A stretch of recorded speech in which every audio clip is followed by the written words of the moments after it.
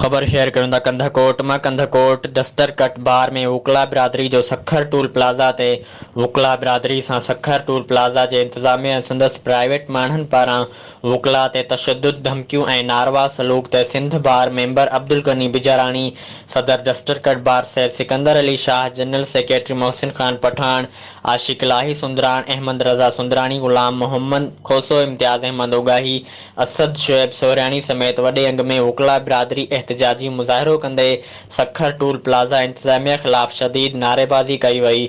उन मौक़े ते अॻुवाणनि जो चवणु हो त सखर टूल प्लाज़ा इंतज़ामिया वकला सां जेका दादागीरी तशद्दुद ज़्यादती कई आहे उन्हनि जे सख़्त लफ़्ज़नि में मज़म्मत कयूं था। हुननि चयो त असीं अहिड़े कुदही अमल ख़िलाफ़ पूरी सिंध अंदरि तहरीक जो चिताव ॾियूं था। हुननि चयो त दादागीर सखर टूल अमले ख़िलाफ़ केस दाख़िल करे सख़्त कार्रवाई कई वञे ऐं तशद्दुद जो शिकार थींदड़ वकला बिरादरी सां इंसाफ़ थियणु घुरिजे। ॿी सूरत में सख़्त रद्द अमल साम्हूं ईंदो।